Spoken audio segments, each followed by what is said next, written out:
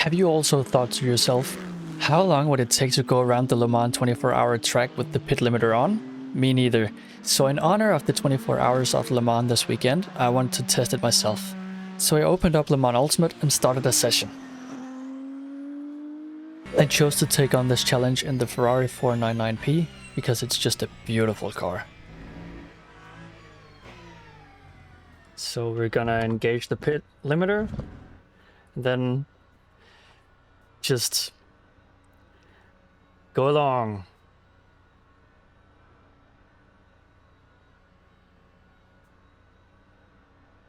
Don't worry, I will speed it up for you, or else this was gonna be a long drive, trust me.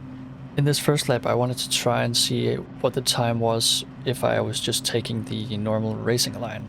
But in the other one I'm doing later in the video, I will be showing off what I think is the most optimal line, but still being semi-realistic. Don't worry, I will speed it up even more for you guys. This part is so boring. The two chicanes are pretty satisfying to take flat out actually, just like the Mulsanne corner and Onage. They are very satisfying to take just flat out. And with these clips sped up, it almost looks like the real thing.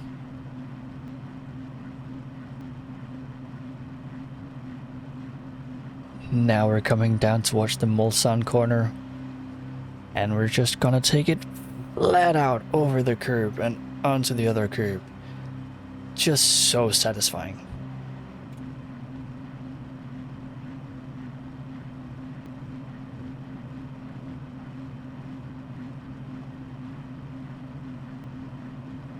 And now towards Onage, and we're just gonna send it straight over the curb. A little bit of grass, and just get nice out to the outside curb and just speed it up again.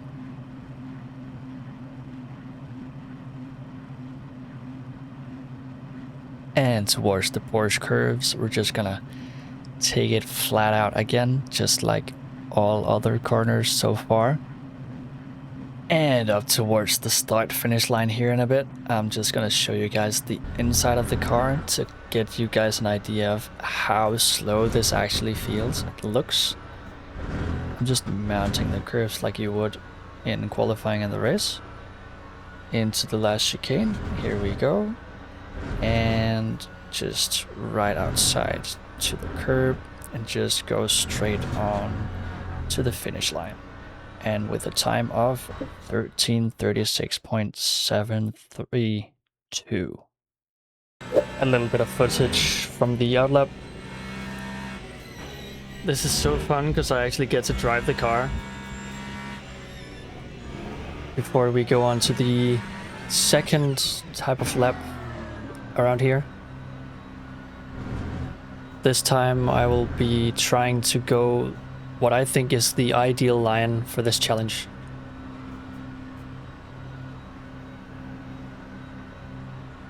Fully inside up the start finish straight. As you can see, I'm already gaining and gaining and gaining because I'm just using the less of the track.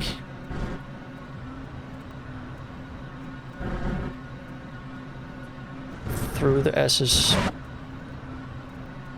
into Tertre Rouge, and I've already gained almost a second. And as you can see down the straight here, I'm just trying to stay like on the track, not go on the grass to make it semi-realistic.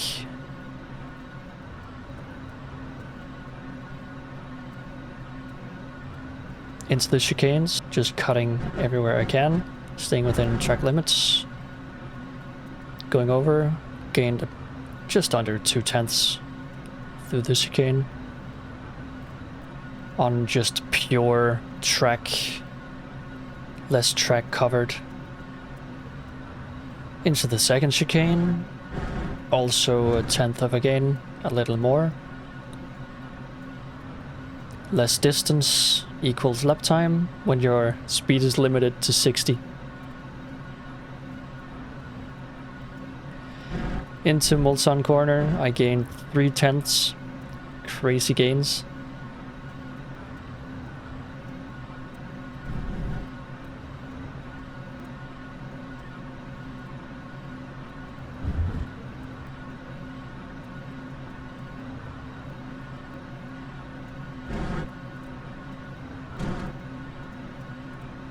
Panache, another 3/10 of a gain.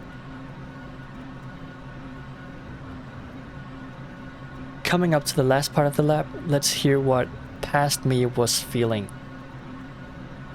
This is torture. Little message from driving me.